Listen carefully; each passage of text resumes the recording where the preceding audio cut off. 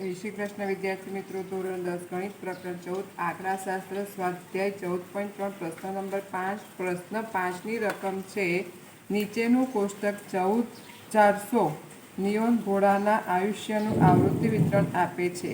આયુષ્ય કલાકોમાં અને ઘોડાની સંખ્યાનું કોષ્ટક આપેલું છે. એ કોષ્ટકમાં આયુષ્ય કલાકોમાં વર્ગો આપેલા છે 1500 થી 2000માં 14 ઘોડા, 2000 થી 2500 કલાક આયુષ્યવાળા 56 ઘોડા, 2500 થી 3000 કલાક આયુષ્યવાળા 60 ઘોડા, 3000 થી 3500 કલાક આયુષ્યવાળા 86 ઘોડા, 3500 થી 4000 કલાક આયુષ્યવાળા 74 ઘોડા, 4000 થી 4500 આયુષ્યવાળા 62 ઘોડા, 4500 થી 5500 આયુષ્યવાળા 48 ઘોડાઓ છે.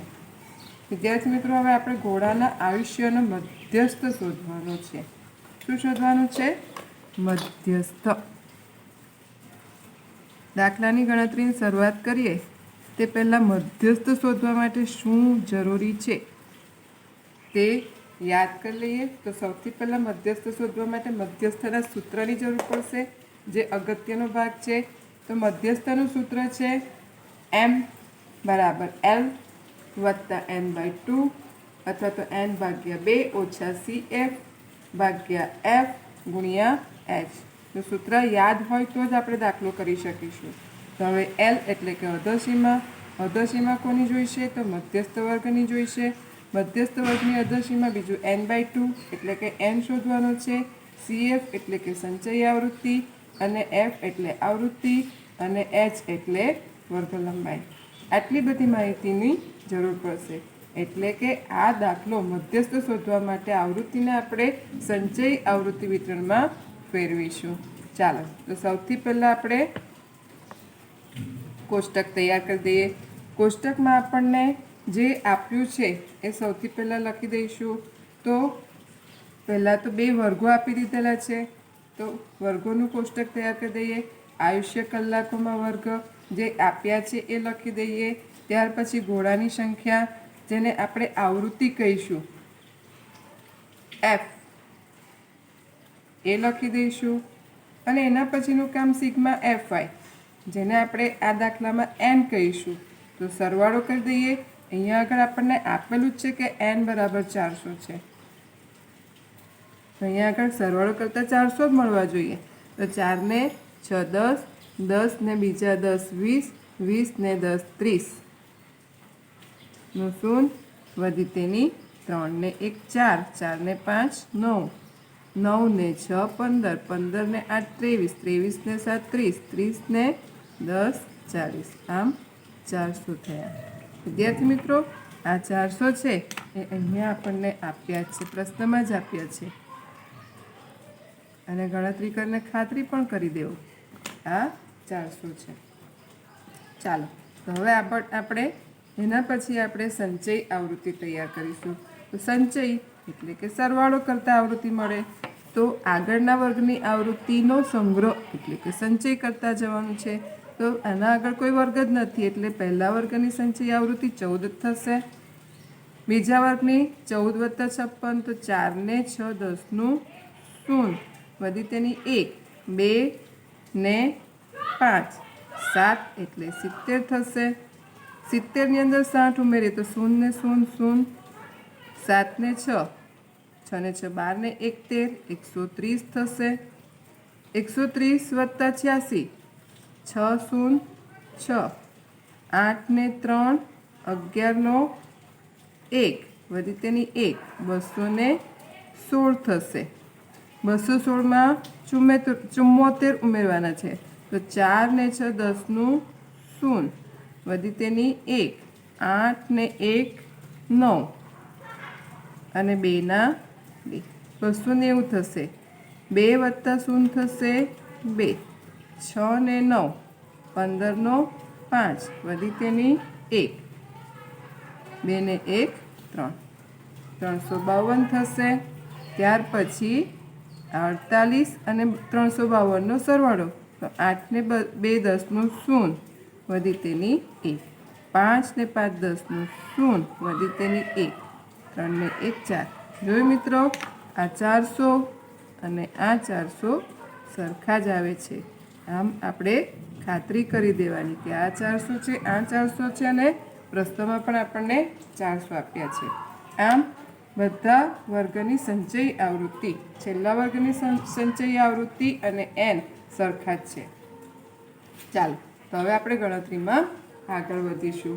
તો ગણતરીમાં આપણને શું જોઈશે? પહેલી માહિતી તો આપણે n જે અહીંયા લખી છે.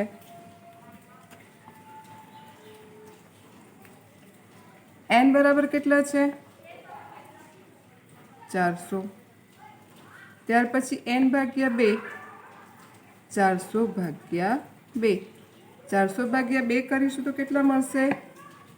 200. હવે 200 કયા વર્ગમાં સમાયેલા છે? જેમાં 200 સમાયેલા છે એ વર્ગ મધ્યસ્થ વર્ગ થશે.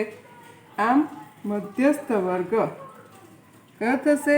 તો 14 સુધીમાં તો 200 ના આવે, 70માં પણ 200 સમાયેલા નથી, 130માં પણ 200 સમાયેલા નથી, 216માં 200 સમાયેલા છે.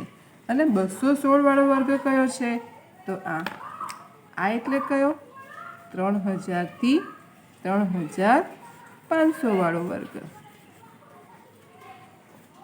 આમ આપણને મધ્યસ્થ વર્ગ મળ્યો. મધ્યસ્થ વર્ગ મળ્યો તો મધ્યસ્થ વર્ગની આવૃત્તિ, જેને આપણે f વડે દર્શાવીશું. f કેટલી છે? 86. હવે મધ્યસ્થ વર્ગના આગળના વર્ગની સંચય આવૃત્તિ જોઈશે, એટલે કે એના ઉપરના વર્ગમાં જવું પડશે. ત્યાર પછી મધ્યસ્થ વર્ગની અધસીમા L કેટલા થશે? 3000. મધ્યસ્થ વર્ગની વર્ગ લંબાઈ h 3500 ઓછા 3000 કેટલા થશે? 500. આપણને ગણતરી માટેની જોઈતી રકમ મળી ગઈ છે, જોઈતી માહિતી મળી ગઈ છે. તો સૌથી પહેલાં મધ્યસ્થ વર્ગ કેટલો છે? કયો છે? 3000 થી 3500. મધ્યસ્થ વર્ગની અધસીમા, નીચલી વર્ગ સીમા 3000. L બરાબર 3000. મધ્યસ્થ વર્ગની વર્ગ લંબાઈ 3500 ઓછા 3000 કરતાં આપણને મળશે 500. મધ્યસ્થ વર્ગના આગળના વર્ગની સંચય આવૃત્તિ કેટલી છે? 130. ત્યાર પછી મધ્યસ્થ વર્ગની આવૃત્તિ f. f બરાબર કેટલા મળ્યા છે? અહીંયા આગળ ફરીથી જોઈ લો કોષ્ટકમાં. આ f બરાબર 86 અને CF બરાબર 130 છે. આમાં કન્ફ્યુઝન થવું જોઈએ નહીં, ચોકસાઈ રાખવાની છે. તો આપણને 86 મળ્યા. આ માહિતી પછી આપણે સૂત્રનો ઉપયોગ કરીશું. તો મધ્યસ્થ શોધવાનું સૂત્ર છે m બરાબર L વત્તા n/2 ઓછા CF અપોન f ગુણ્યા h. સૂત્ર લખ્યા પછી આપણે કિંમત મૂકીશું અને mની ગણતરી, મધ્યસ્થ mની ગણતરી કરીશું. તો અધસીમા L બરાબર આપણને મળ્યા છે 3000 વત્તા n/2, 400 ભાગ્યા 2 કરતાં આપણને 200 મળ્યા. 200માંથી આપણે CF સંચય આવૃત્તિ મળી હતી 130 ભાગ્યા f બરાબર 86 ગુણ્યા વર્ગ લંબાઈ છે 500.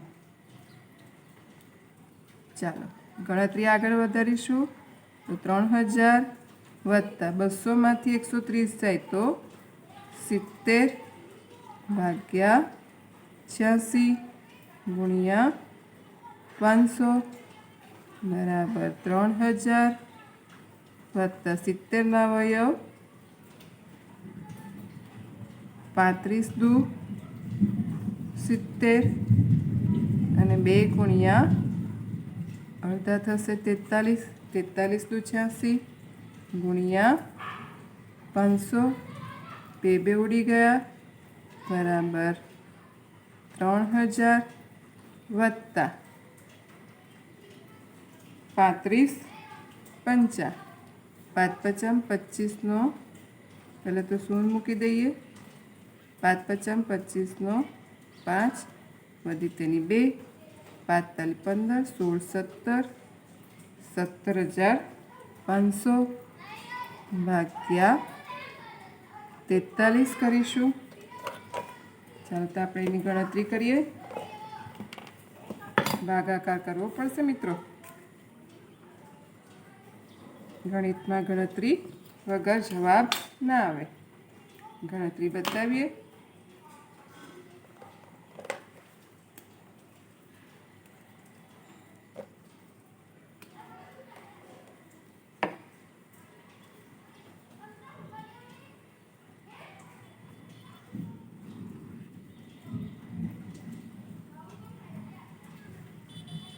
તેતાલીસ એટલે 40 સમજીએ અને 170 સમજીએ તો 4 ચોક 16 અને 4 પચામ 20.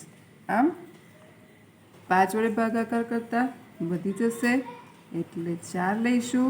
4 તાલી 12 વધી તેની 1, 4 ચોક 16 અને 1 17, 172 થયા.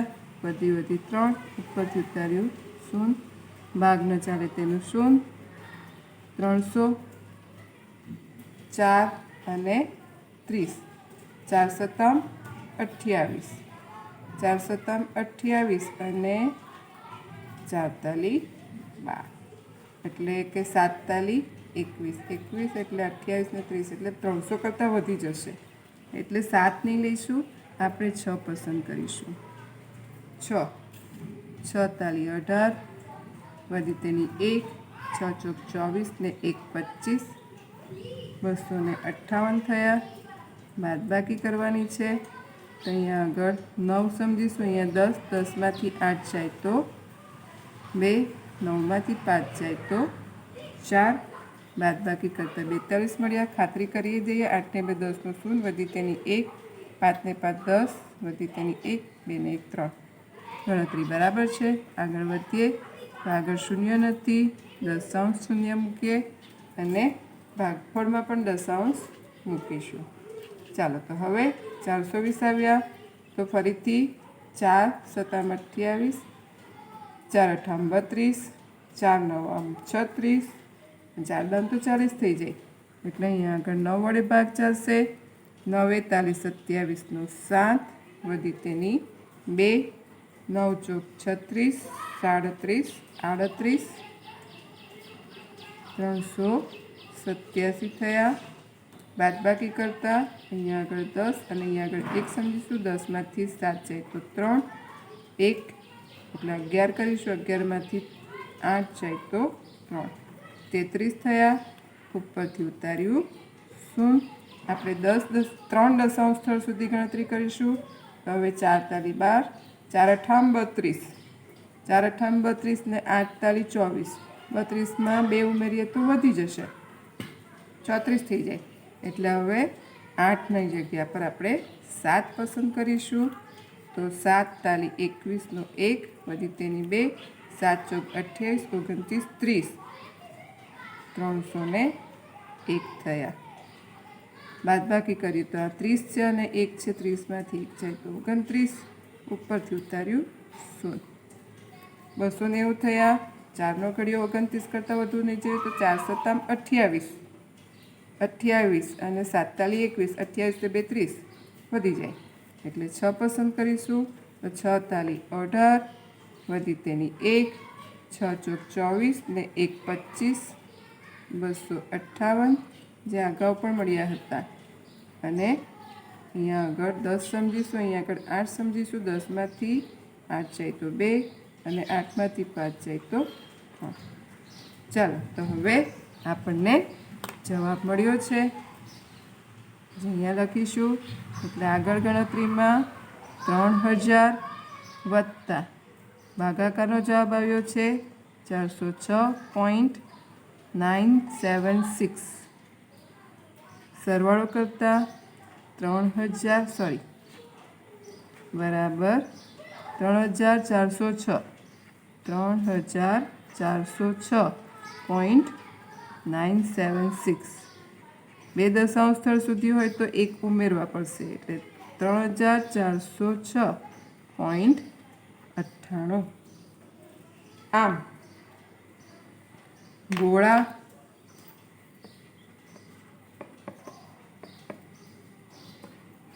ના આયુષ્યનું મધ્યસ્થ 3406.98 કલાક છે.